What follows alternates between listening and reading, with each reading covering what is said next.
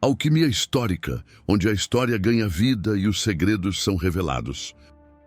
Sangue e poder foram as duas forças motrizes que moldaram todo o reinado de Henrique VIII.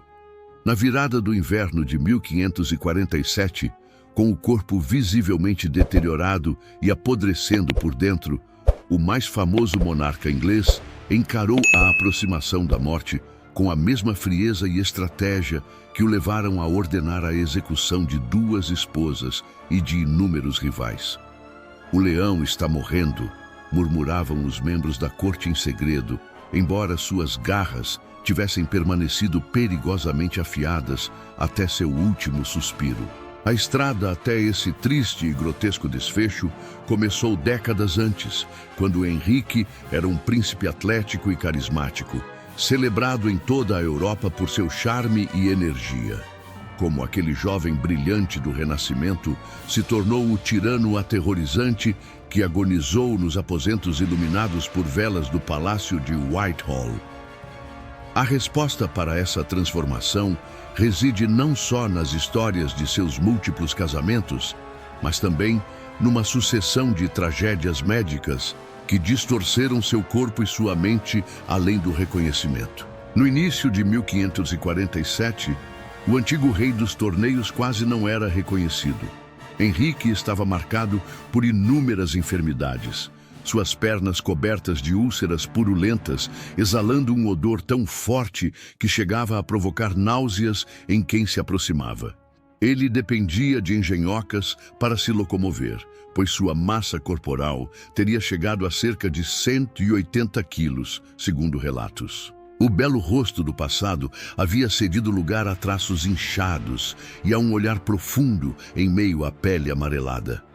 Os médicos da corte tentaram de tudo: sangrias, misturas de ervas, orações. Nenhum desses métodos aliviou o rei do conjunto de males que o consumiam. Estudos sugerem que Henrique sofria de diabetes tipo 2, gota e possivelmente osteomielite, uma infecção óssea dolorosa responsável pela dor crônica que sentia nas pernas. O declínio mental do rei se mostrou igualmente preocupante. Sua impulsividade notória deu lugar a acessos furiosos, intercalados por longos períodos de apatia e confusão. Ainda assim, mesmo à beira da morte, a disputa pelo trono britânico agitava o ambiente palaciano.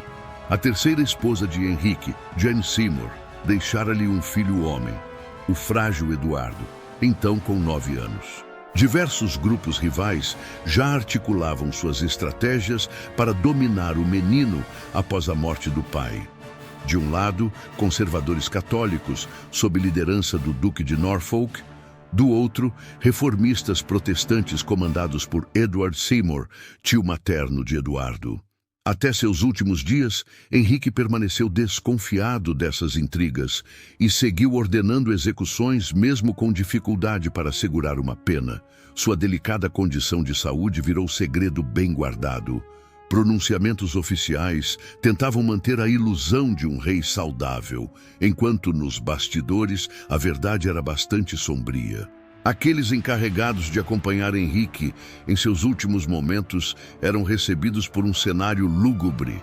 O monarca deitado numa cama colossal, coberta com panos pretos, o cheiro da morte mascarado por incenso e, ao centro, uma figura gigantesca que, em vida, fora símbolo de força nacional. Funcionários do palácio relatavam ouvir gritos de desespero vindos dos corredores. As úlceras nas pernas chegavam a provocar dores tão insuportáveis que qualquer pequeno movimento era um suplício. Tratamentos inusitados, de emplastos de cebola fervida a pó de crânio humano, só ampliavam seu sofrimento. O uso constante de ópio era o que, de fato, trazia algum alívio da dor, ao custo de uma mente ainda mais confusa. No plano emocional, Henrique enfrentava grande sofrimento. Em outros tempos, sua palavra decidia o destino de súditos. Agora, estava impotente frente à degradação do próprio corpo. Registros da época descrevem mudanças de humor abruptas, delírios com fantasmas de desafetos e clamores silenciosos às esposas mortas. Quando recobrava a lucidez, revisava seu testamento, tentando assegurar o futuro da dinastia, mesmo depois de morto. Sua religiosidade também oscilava nesses dias finais. Depois de ter rompido com Roma, Henrique vacilava entre rituais católicos e ideias protestantes, mergulhando seus assessores em perplexidade. Seu capelão anotou que o rei, aterrorizado, dizia ter visto em sonhos os rostos de antigos inimigos e mulheres por ele condenadas. O fim de Henrique criou um perigoso vazio de poder. O Conselho da Coroa rachou-se em facções, cada qual conspirando por vantagem na próxima regência. O veterano Duque de Norfolk, mestre em sobreviver às disputas da corte, perdeu espaço para o grupo protestante, sendo até condenado à morte, pena suspensa apenas porque o rei morreu antes da execução. Na manhã de 27 de janeiro de 1547, Henrique sofreu uma convulsão tão grave que precisou ser contido por servidores para não se ferir. O ataque deixou-o parcialmente paralisado, provavelmente vítima de um AVC.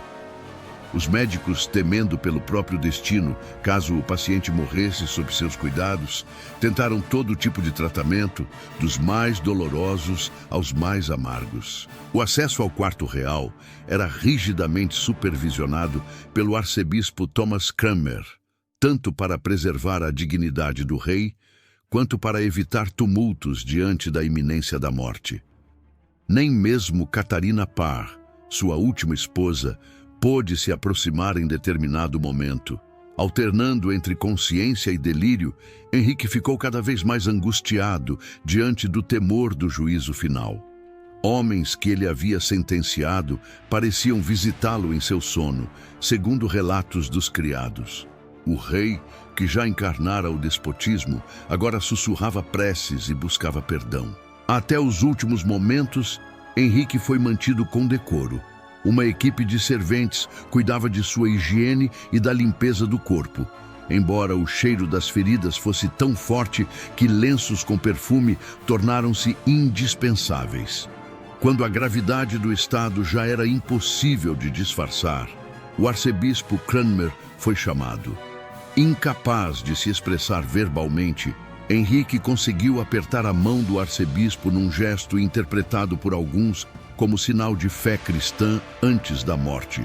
O monarca faleceu ao amanhecer de 28 de janeiro de 1547. O corpo gigantesco restou como um terrível símbolo de sofrimento e exuberância.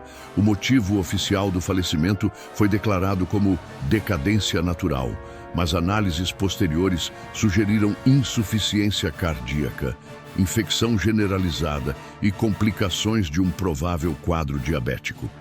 O mais surpreendente, entretanto, foi o silêncio absoluto que se impôs.